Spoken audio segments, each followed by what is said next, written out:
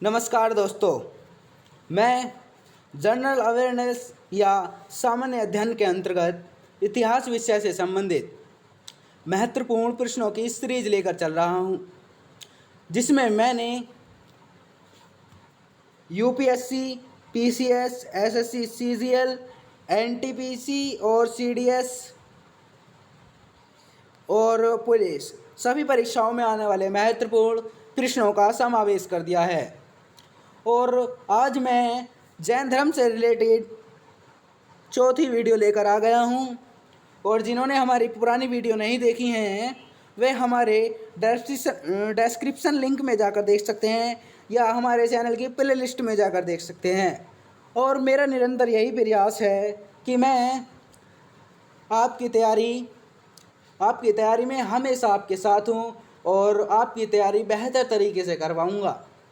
बिना देरी करते हुए प्रश्नों को शुरू करते हैं। जियो, प्रश्न नंबर 91, जियो और जीने दो किसने कहा है? Option A Mahavir Swami, B Mahatma Buddha, या सी महात्मा गांधी, या डी विनोबा भावे। तो दोस्तों इसका सही उत्तर है ऑप्शन ए महावीर स्वामी। महावीर स्वामी ने कहा है कि जियो और जीने दो। नेक्स्ट प्रश्न देखिए, प्रश्न नंबर 92, जैन साहित्य का संकलन किस भाषा में और लिपि में है? ऑप्शन ए संस्कृत एवं देवनागरी लिपि, या बी प्राकृत एवं अर्धमगधी, या सी पाली एवं पूर्ण मगधी, या डी संस्कृत एवं वैब्राही। तो दोस्तों इसका सही उत्तर है ऑप्शन बी प्राकृत और अर्धमागधी में। मतलब जैन साहित्य का संकलन प्राकृत भाषा और अर्धमागधी लिपि में किया गया है। नेक्स्ट प्रश्न देखिए, प्रश्न नंबर 93, परिशिष्ट पर्व जो कि जैन धर्म से संबंधित रचना है के रचयिता कौन है? Option A Bhadrabahu, B Sthulabhadra, या सी हेमचंद्र, या डी स्वयंभू। तो दोस्तों इसका सही उत्तर है हेमचंद्र, यानी ऑप्शन सी करेक्ट आंसर है कि परिशिष्ट पर्व जो है जो कि मतलब जैन धर्म से संबंधित रचना है कि रचयिता हेमचंद्र हैं। नेक्स्ट प्रश्न देखिए, प्रश्न नंबर 94, महावीर ने जैन संघ की स्थापना कहाँ की? ऑप्शन ए कुंडग्राम में, या बी पावा में, या सी वैशाली में, या डी वाराणसी में। तो दोस्तों इसका सही उत्तर है ऑप्शन बी पावा में। तो दोस्तों इसका सही उत्तर है पावा में कि महावीर स्वामी ने जैन संघ की स्थापना पावा में की। और महावीर स्वामी के बारे में भी हम पिछली वीडियो में बता चुके हैं और इनके बारे में हम दोबारा से दोहरा रहे हैं। कहते हैं कि मतलब रिवाइज करने से ज़्यादा याद होता है कि महावीर स्वामी कहते हैं कि 24वें तीर्थकर महावीर स्वामी को जैन धर्म का वास्तविक संस्थापक माना जाता है और जिनका वास्तविक नाम वर्धमान था, मतलब जिनका वास्तविक नाम था वर्धमान। और इन्होंने 30 वर्ष की अवस्था में अपने अग्रज यानी बड़े भाई नंदीवर्धन से आज्ञा लेकर गृह त्याग किया और 12 वर्ष की कठोर तपस्या के बाद जृंभिक ग्राम में, मतलब एक जृंभिक गांव है कि उसमें क्या है कि ऋजुपालिका नदी के किनारे इन्हें साल वृक्ष के नीचे इन्हें ज्ञान प्राप्त हुआ, मतलब पूर्ण ज्ञान प्राप्त हुआ या केवल्य प्राप्त हुआ। और ज्ञान प्राप्ति के पश्चात महावीर केवलिन कहलाए, मतलब जब ज्ञान प्राप्त हो गया इन्हें तो महावीर क्या कहलाए? केवलिन कहलाए। और सभी इंद्रियों पर विजय प्राप्त करने के कारण इन्हें जिन कहा गया। और तपस्या के रूप में अद्भुत पराक्रमी दिखाने के कारण वे महावीर कहलाए और उन्हें निर्ग्रंथ यानी बंधन रहित के नाम से भी जाना जाता है। और ये हमारे मतलब जैन धर्म के 24वें तीर्थकर और अंतिम तीर्थकर थे। और जो मतलब इनका प्रतीक चिन्ह था वो था हमारा सिंह यानी शेर, सिंह यानी शेर। नेक्स्ट प्रश्न देखिए, प्रश्न नंबर 95 कि जैन तीर्थकर पार्श्वनाथ द्वारा प्रतिपादित 4 महाव्रतों में महावीर स्वामी ने 5वें महाव्रत के रूप में क्या जोड़ा? ऑप्शन ए अहिंसा, बी अस्तेय, या सी है परिग्रह, या डी ब्रह्मचर्य। तो दोस्तों इसका सही उत्तर है ब्रह्मचर्य, यानी ऑप्शन डी करेक्ट आंसर है कि जैन तीर्थकर पार्श्वनाथ द्वारा प्रतिपादित 4 महाव्रत में महावीर स्वामी ने 5वें महाव्रत के रूप में और ब्रह्मचर्य को जोड़ा। वो मतलब जो 5 महाव्रत हो गए तो उनके बारे में भी जानकर ले गए हैं। तो पहला है अहिंसा, कि जीवन का पहला मूलभूत सिद्धांत देते हुए, मतलब जीवन का पहला मूलभूत सिद्धांत देते हुए भगवान महावीर ने कहा है कि अहिंसा परमो धर्म। इस अहिंसा में समस्त जीवन का सार समाया हुआ, कि इस अहिंसा में क्या है कि समस्त जीवन का सार समाया हुआ है, और इसे हम अपनी सामान्य दिनचर्या में आवश्यक नीतियों द्वारा पालन कर समन्वित कर सकते हैं। पहला कि कायिक अहिंसा मतलब कष्ट न देना, और दूसरी है मानसिक अहिंसा मतलब अनिष्ट न सोचना, और तीसरी है बौद्धिक अहिंसा मतलब घृणा न करना, और जो मतलब दूसरा महावीरत है वो है हमारा सत्य, मतलब सदा सत्य बोलना, और कहना और कि उचित या व अनुचित में से उचित का चुनाव करना, यदि कि सही या गलत में से सही का मतलब चुनाव करना, शाश्वत एवं क्षणभंगुर में से शाश्वत का चुनाव करना। और जो हमारा तीसरा है महावीरत है कि ऐश्वर्य, कि चेतना के उन्नत शिखर से दिए गए, चेतना के उन्नत शिखर से दिए गए ऐश्वर्य, मतलब इसे अस्ते भी कहा जाता है, ठीक है नहीं, कि महावीरत को हम जीव अपनी बुद्धि द्वारा पूर्णतः समझ नहीं पाते, मतलब जो जीव हैं वो बुद्धि मतलब अपनी बुद्धि द्वारा पूर्णतः समझ नहीं पाते, दूसरों की वस्तुएं न चुराना ही इसका अभिप्राय मानते रहे हैं। परंतु भगवान महावीर अपनी पूर्ण जागृत केवल ज्ञान में अवस्था से इतना उथला संदेश नहीं दे सकते, कि इस महावीरत की यदि देखा जाए तो दूसरा ही गहरा प्रभावशाली आयाम है।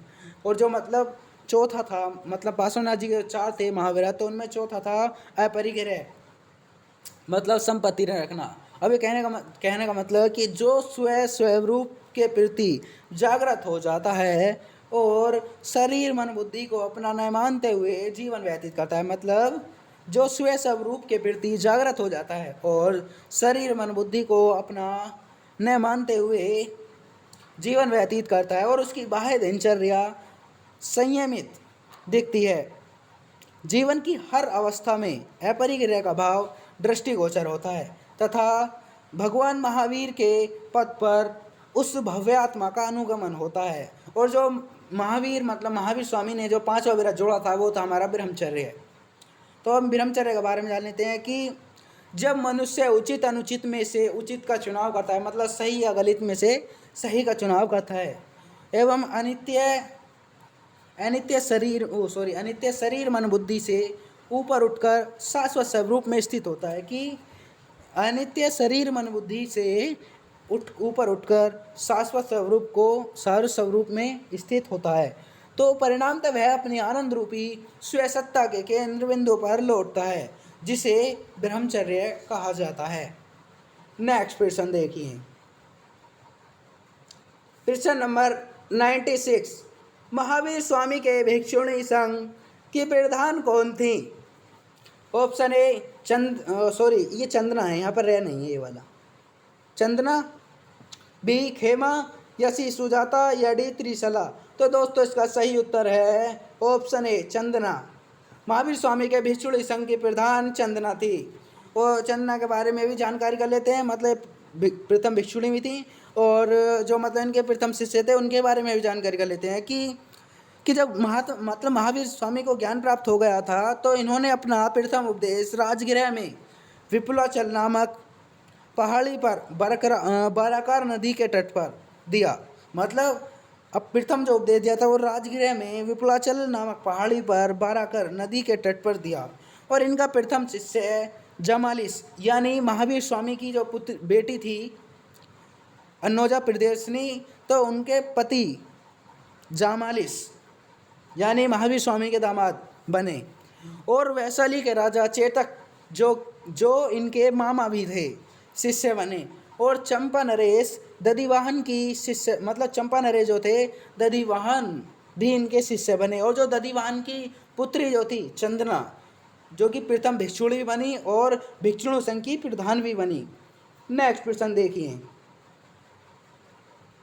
प्रश्न नंबर 97, जैन धर्म श्वेतांबर एवं दिगंबर संप्रदाय में विभाजित हुआ, किसके समय में हुआ? ऑप्शन ए चंद्रगुप्त मौर्य के समय में, बी अशोक के समय में, सी कनिष्क के समय में, या डी इनमें से कोई नहीं। तो दोस्तों इसका सही उत्तर है ऑप्शन ए, चंद्रगुप्त मौर्य के समय में जैन धर्म श्वेतांबर एवं दिगंबर संप्रदाय में। और ये श्वेतांबर और दिगंबर के मतलब संप्रदाय के बारे में भी जान लेते हैं कि दिगंबर के बारे में जानते हैं कि दिगंबर साधु निर्ग्रंथ मानी वस्त्र नहीं पहनते थे। मतलब जो दिगंबर अनुयायी थे वो क्या थे, वस्त्र नहीं पहनते थे, यानी नग्न रहते थे, मतलब नंगे रहते थे। और साध्वियाँ श्वेत वस्त्र धारण करते थे। और दिगंबर मत में तीर्थंकरों की प्रतिमाएं पूर्ण नग्न बनाई गई जाती हैं। मतलब जो दिगंबर मत में तीर्थंकरों की जो प्रतिमाएं हैं वो पूर्ण नग्न बनाई जाती हैं और उनका श्रृंगार नहीं किया गया है, और उनका श्रृंगार भी नहीं किया जाता है। और दिगंबर समुदाय दो भागों में विभक्त है, एक तो तारणपंथ और दूसरा है परवार। तो और जो हमारा श्वेतांबर के बारे में जान लेते हैं कि श्वेतांबर एवं सांध्या और सन्यासी श्वेत वस्त्र पहनते हैं। मतलब जो श्वेतांबर वाले अनुयायी हैं वो क्या पहनते हैं, सफ़ेद वस्त्र पहनते हैं। और तीर्थंकरों की प्रतिमाएं पर धातु की आँख कुंडल सहित, मतलब आँख कुंडल सहित बनाई जाती हैं और उनका श्रृंगार किया जाता है। और श्वेतांबर भी क्या है, दो भागों में विभक्त है, एक है देरावासी। अब ये देरावासी क्या है कि इसके बारे में जानते हैं कि ये तीर्थंकरों की प्रतिमाएं की पूजा करते हैं। मतलब जो देरावासी हैं वो तीर्थंकरों की प्रतिमाओं की पूजा करते हैं। और जो मतलब दूसरा भाग था इसका श्वेतांबर का, वो था हमारा स्थानकवासी।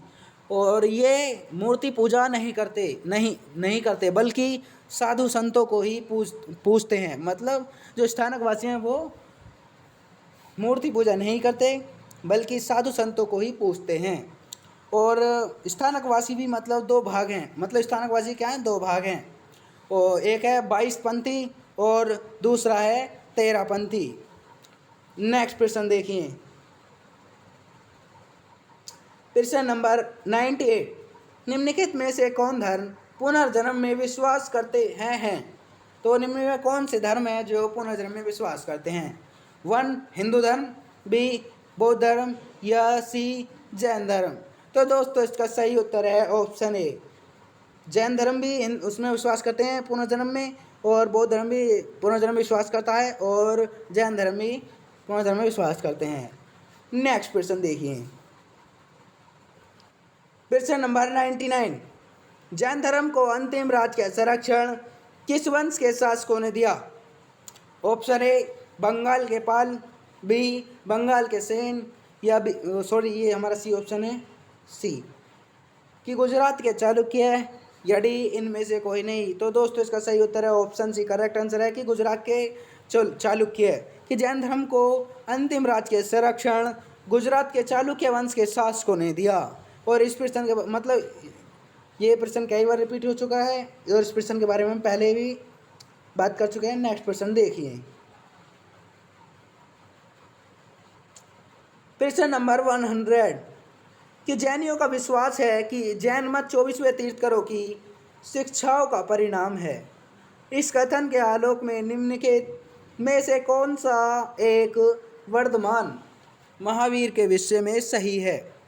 ऑप्शन ए वे पहले तीर्थंकर और जैन मत के संस्थापक थे, बी वे 23वें तीर्थंकर जबकि पहले 22 तीर्थंकर पौराणिक माने गए, सी वे अंतिम और 24वें तीर्थंकर थे जिसे इस नए धर्म का संस्थापक नहीं माना गया बल्कि वर्तमान धार्मिक संप्रदाय का सुधारक माना गया, डी वे 24 तीर्थंकरों में से एक नहीं थे। तो दोस्तों इसका सही उत्तर है ऑप्शन सी कि वे अंतिम और 24वें तीर्थंकर थे। ये बात सही है, और जिसे इस नए धर्म का संस्थापक नहीं माना गया बल्कि वर्तमान धार्मिक संप्रदाय का सुधारक माना गया।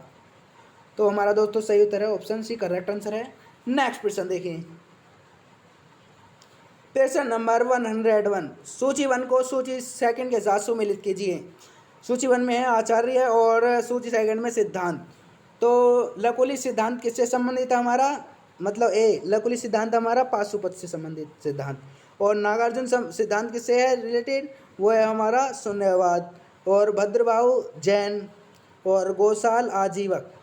और तो दोस्तों इसका कूट कौन सा सही है, ऑप्शन ए या बी या सी या डी। तो दोस्तों इसका सही उत्तर है ऑप्शन बी, करेक्ट आंसर है कि लकुलिस मतलब 1 ए का 3 तो ए का 3, और बी का 2 मतलब बी का 2, और भद्रबाहु मतलब 4 मतलब सी का 4, और गौशाल मतलब आजीवक। तो दोस्तों इसका सही उत्तर है ऑप्शन बी। नेक्स्ट प्रश्न देखिए, प्रश्न नंबर 102, बराबर की गुफाओं का उपयोग किसने आश्रम गृह के रूप में किया? ऑप्शन ए आजीविकों ने, या बी थारुओं ने, या सी जैनों ने, या डी तांत्रिकों ने। तो दोस्तों इसका सही उत्तर है आजीविकों ने। आजीविकों ने कि बराबर की गुफाओं का उपयोग आजीविकों ने आश्रम गृह के रूप में किया। और इनके बारे में और जानकारी कर लेते हैं कि मौर्य युग में मतलब पर्वत गुफाओं को काटकर, मतलब मौर्य युग में क्या किया गया था कि पर्वत को काटकर निवास स्थान बनाने की कला का पूर्ण विकास हुआ। और अशोक तथा उसके पौत्र दशरथ के समय में बराबर तथा नागार्जुनी पहाड़ियों को काटकर, मतलब अशोक और उसके पुत्र दशरथ के समय में बराबर तथा नागार्जुनी पहाड़ियों को काटकर आजीविकों के लिए आवास बनाए गए थे। और अशोक के समय में देखा जाए तो बराबर पहाड़ी की गुफाओं में सुदामा की गुफा जो है और कर्ण चौपड़ नामक गुफा सर प्रसिद्ध है। कि अशोक के समय में बराबर पहाड़ी की गुफाओं में सुदामा की गुफा और कर्ण चौपड़ नामक गुफा सर प्रसिद्ध है। नेक्स्ट प्रश्न देखिए, प्रश्न नंबर 103, श्रवण बेलगोला में गोमतेश्वर की विशाल प्रतिमा स्थापित करवाई थी। ऑप्शन ए चामुंडराय ने, बी कृष्ण प्रथम ने, या सी कुमारपाल ने, या डी तेजपाल ने। तो दोस्तों इसका सही उत्तर है चामुंडराय ने। और इसके बारे में और जानकारी कर लेते हैं कि श्रवण बेलगोला कहाँ है, मतलब कर्नाटक राज्य में स्थित है। और यह गंग शासक रचमल के शासनकाल में चामुंडराय नामक मंत्री, मतलब जो गंग वंश का जो शासक था रचमल के शासनकाल में जो उनके मंत्री थे चामुंडराय, लगभग 983 ईस्वी में बाहुबली यानी गोमेद की विशालकाय जैन मूर्ति का निर्माण करवाया। और बाहुबली क्या है, मतलब बाहुबली क्या माने जाते हैं कि बाहुबली जो थे वो प्रथम जैन तीर्थकर यानी ऋषभदेव या आदिनाथ के पुत्र माने जाते हैं। नेक्स्ट प्रश्न देखिए, प्रश्न नंबर 104, निम्नलिखित में से कौन सा एक कथन सही नहीं है? ए श्रवण बेलगोला स्थित गोमतेश्वर की प्रतिमा जैनियों के अंतिम तीर्थकर को दर्शाती है। बी भारत का सबसे बड़ा बौद्ध मठ अरुणाचल प्रदेश में है, या सी खजुराहो के खजुराहो के मंदिर चंदेल राजाओं द्वारा बनवाए गए, या डी होयसलेश्वर मंदिर शिव को समर्पित है। तो दोस्तों इसका सही उत्तर है प्रश्न के अनुसार ये देखा जाए तो ऑप्शन ए करेक्ट आंसर है कि श्रवण बेलगोला स्थित गोमतेश्वर की प्रतिमा जैनियों के अंतिम तीर्थकर को दर्शाती है। ये प्रश्न के अनुसार तो सही है, लेकिन यदि देखा जाए तो यह मतलब बाहुबली यानी जो मतलब प्रथम तीर्थकर थे ऋषभदेव के पुत्र को मतलब दर्शाती है। और इसमें दे रखा है कि अंतिम तीर्थकर को दर्शाती है, इसलिए सही है प्रश्न के अनुसार, क्योंकि इसमें पूछा है कि कौन सा सही नहीं है। और जो हमारा जो बी ऑप्शन है वो है भारत का सबसे बड़ा बौद्ध मठ अरुणाचल प्रदेश में है, ये सही है यदि देखा जाए तो सही तरीके से। और खजुराहो के चंदेल मंदिर मतलब मंदिरों का चंदेल राजा द्वारा का ये भी सही है। और होयसलेश्वर मंदिर ये भी शिव को समर्पित है। और प्रश्न के अनुसार इसमें पूछ रहा है कि कौन सा सही नहीं है, तो हमारा ऑप्शन ए करेक्ट आंसर है। नेक्स्ट क्वेश्चन देखिए,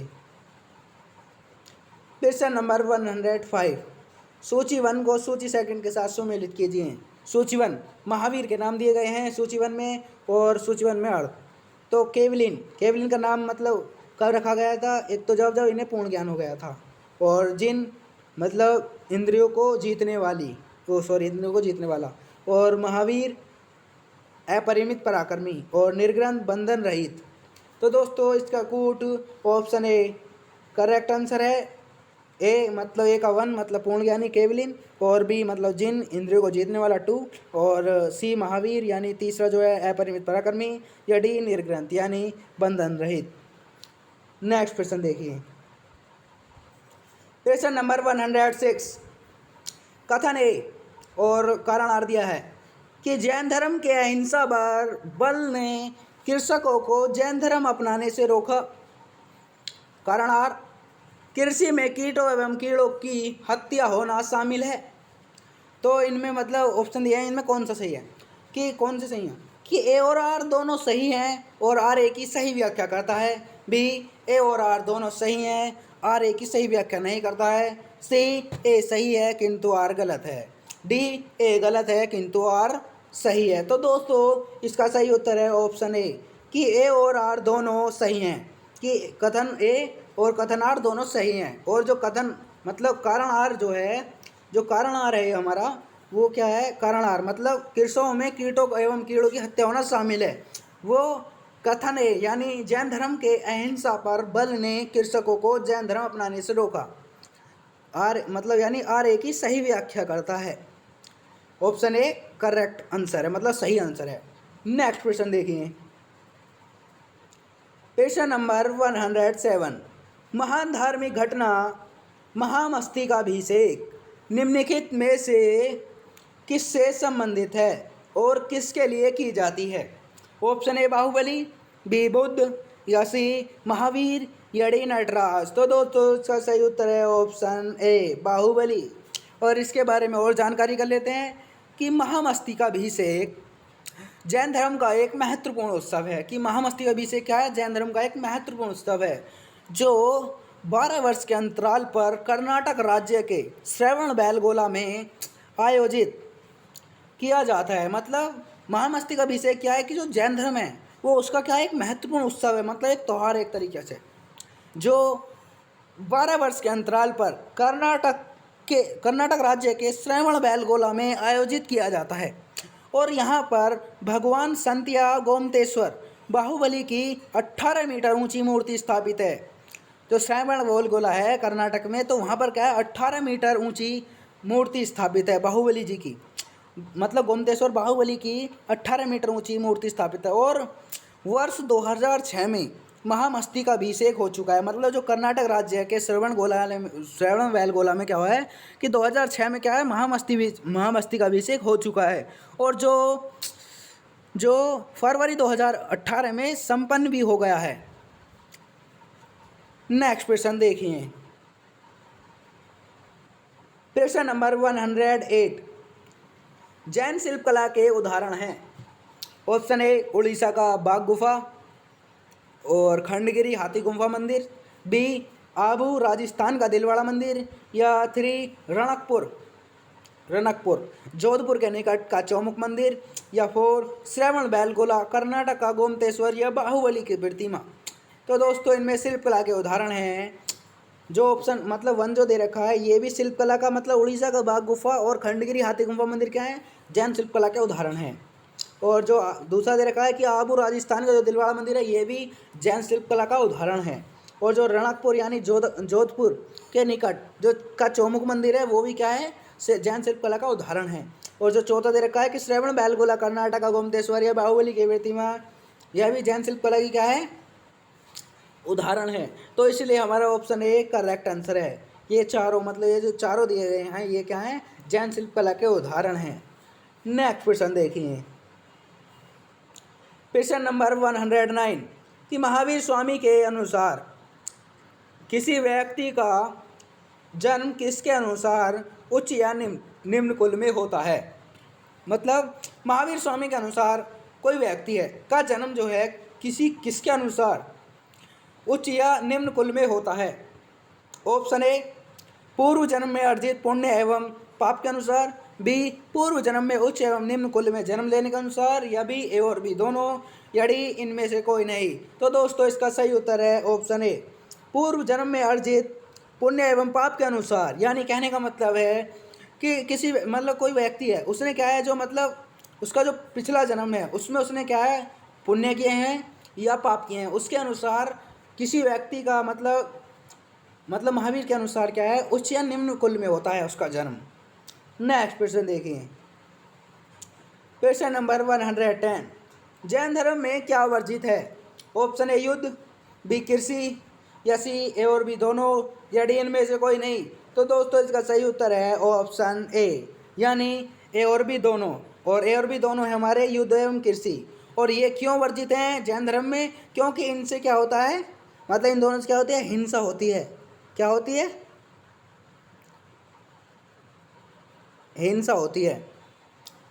नेक्स्ट क्वेश्चन देखिए,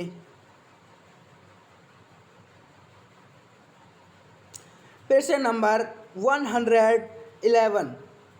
कालांतर में जैन धर्म जो है, सॉरी ये गलती से हो गया, जैन धर्म किन समुदाय में विभाजित हो गया? ऑप्शन ए तेरापंथी, बी समय, या सी ए और बी दोनों, या डी इनमें से कोई नहीं।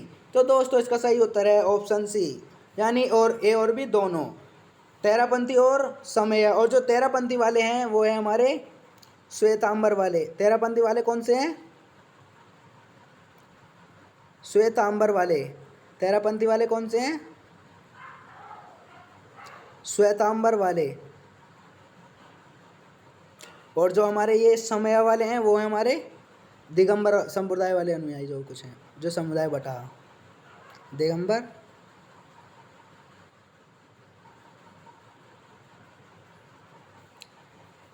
और श्वेतांबर और दिगंबर के बारे में हम पहले पिछले प्रश्नों में भी डिस्कस कर चुके हैं। नेक्स्ट प्रश्न देखिए, प्रश्न नंबर 112। किस समुदाय ने सबसे पहले महावीर एवं अन्य तीर्थंकरों की पूजा आरंभ की? ऑप्शन ए श्वेतांबर संप्रदाय के लोगों ने, या बी दिगंबर संप्रदाय ने, या सी अद्वैतवाद संप्रदाय ने, या डी इनमें से कोई नहीं। तो दोस्तों इसका सही उत्तर है ऑप्शन ए श्वेतांबर संप्रदाय ने। और इसके बारे में और जानना चाहते हैं कि श्वेतांबर संप्रदाय ने के लोगों ने ही सर्वप्रथम महावीर एवं अन्य तीर्थंकरों की पूजा आरंभ की। और ये जो श्वेतांबर वाले जो अनुयायी थे ये सफ़ेद वस्त्र धारण करते थे। नेक्स्ट प्रश्न देखिए, प्रश्न नंबर 113। महावीर के धर्म उपदेशों का संग्रह पूर्व में है और जिनकी संख्या 14 है, यानी 14 है। और इनका संग्रह किसने किया था? महावीर के धर्म उपदेशों का संग्रह पूर्व में है और जिनकी संख्या 14 है, और इनका संग्रह किसने किया था? Option A Sambhuti Vijay, B Bhadrabahu, या सी ए और बी दोनों, या डी इनमें से कोई नहीं। तो दोस्तों इसका सही उत्तर है ऑप्शन सी ए और बी दोनों। ए और बी दोनों मतलब संभूति विजय ने भी और भद्रबाहु ने भी महावीर के धर्म उपदेशों का संग्रह पूर्व में है और जिनकी संख्या 14 है, और इनका संग्रह किसने किया था? संभूति विजय और भद्रबाहु ने किया था। नेक्स्ट प्रश्न देखें, प्रश्न नंबर 114। जैन धर्म में सबसे पहले किसने विद्रोह किया था? ऑप्शन ए जमालिस, बी मकलीपुत्र बोसाल, या सी भद्रबाहु, ये सॉरी हमारा यहाँ पर भय बनना है, भय भद्रबाहु, या तुम्हारा स्थूलभद्र। तो दोस्तों इसका सही उत्तर है जमालिस।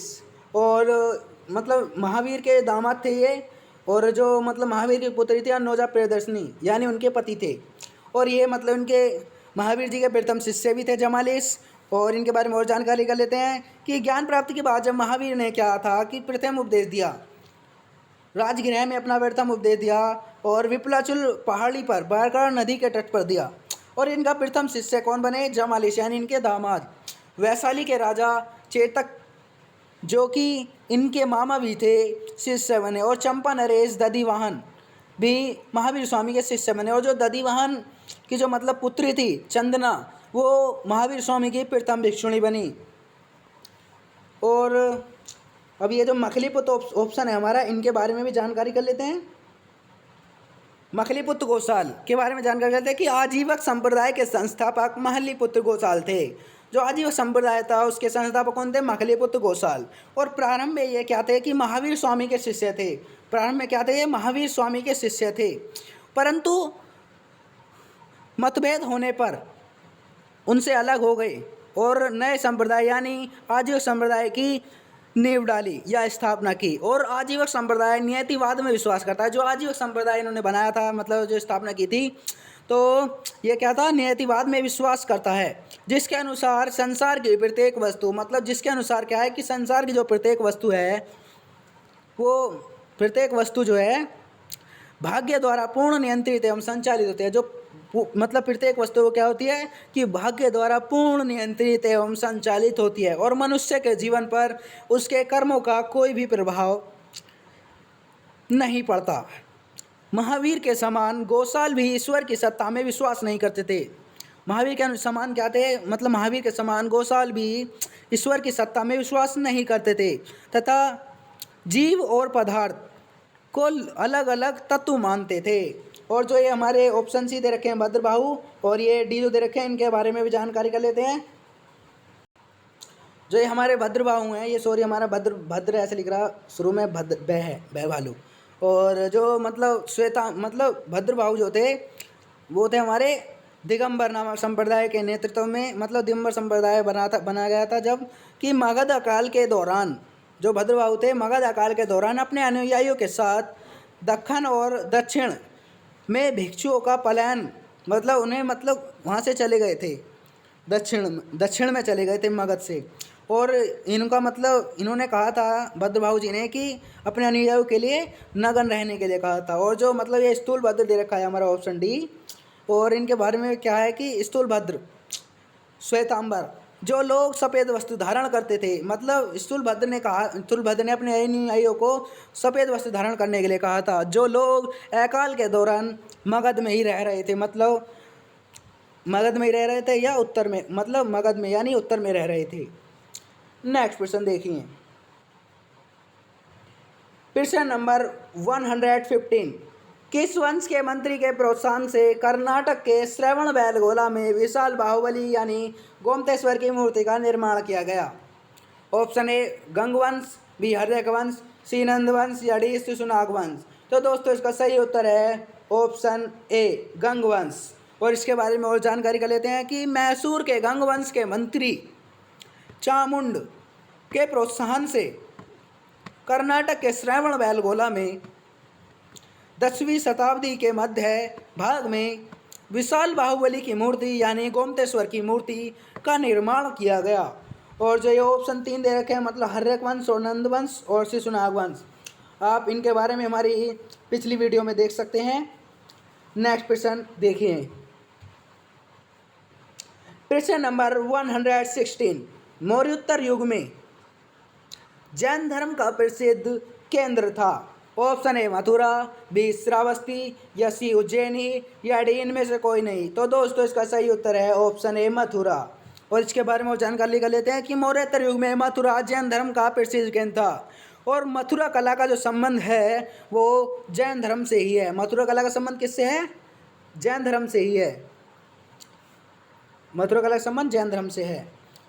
नेक्स्ट क्वेश्चन देखिए, प्रश्न नंबर 117, किस राजा के राजा प्रसाद में महावीर को निर्वाण प्राप्त हुआ था? ऑप्शन ए मल्ल राजा सृष्टिपाल के राजा प्रसाद में, बी चंद्रगुप्त मौर्य के राजा प्रसाद में, या सी कलिंग नरेश खारवेल के राजा प्रसाद में, या डी राष्ट्रकूट राजा अमोघवर्ष के नेतृत्व राजा प्रसाद में। तो दोस्तों इसका सही उत्तर है ऑप्शन ए कि मल्ल राजा सृष्टिपाल के राजा प्रसाद में महावीर को निर्माण प्राप्त हुआ था। नेक्स्ट क्वेश्चन देखिए, प्रश्न नंबर 118, महावीर स्वामी ने जैन संघ की स्थापना कहाँ की थी? ऑप्शन ए पावा में, बी मथुरा में, या सी वैशाली में, या डी इनमें से कोई नहीं। तो दोस्तों इसका सही उत्तर है ऑप्शन ए पावा में। महावीर स्वामी ने जैन संघ की स्थापना पावा में की। और दोस्तों एक बात और बता दें आपको कि महावीर की मृत्यु के बाद सुधर्मन, जो मतलब महावीर के जो 11 गणधर थे, मतलब जो मुख्य शिष्य थे गणधर, उनमें से सुधर्मन जैन संघ का अगला अध्यक्ष बचा। और जो मतलब 11 गणधर थे वो महावीर स्वामी के जीवन काल में ही उनकी मृत्यु, मतलब 11 में से 10 की तो महावीर स्वामी के जैन काल मतलब के जीवन काल में ही मृत्यु हो गई थी। और जो 11वें थे सुधर्मन, वो मतलब जैन मतलब सुधर्मन जैन संघ का अगला अध्यक्ष बना। महावीर की मृत्यु के बाद सुधर्मन जैन संघ का अगला अध्यक्ष बना। नेक्स्ट प्रश्न देखिए, प्रश्न नंबर 119, नमोकार किस धर्म से संबंधित है? ऑप्शन ए जैन धर्म, बी बौद्ध धर्म, या सी ईसाई धर्म, या डी हिंदू धर्म। तो दोस्तों इसका सही उत्तर है ऑप्शन ए जैन धर्म। नमोकार जैन धर्म से संबंधित है। नेक्स्ट प्रश्न देखिए, प्रश्न नंबर 120, गुजरात के चालुक्य शासक कुमारपाल को किस जैन विद्वान ने दीक्षित किया था? Option A Sthulabhadra, B Bhadrabahu, या सी हेमचंद्र सूरी, या डी सुधर्मा। तो दोस्तों इसका सही उत्तर है ऑप्शन सी, करेक्ट आंसर है हेमचंद सूरी ने।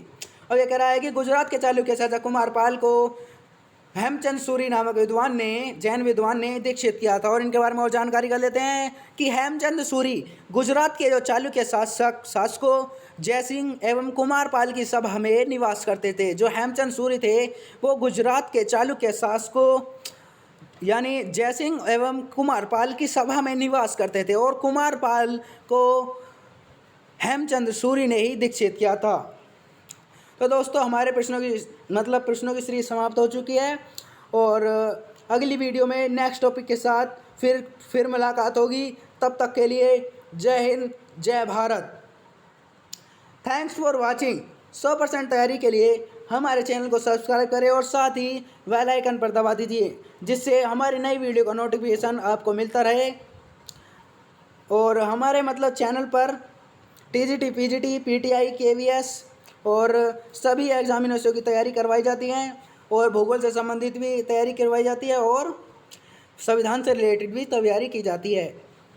Thank you so much.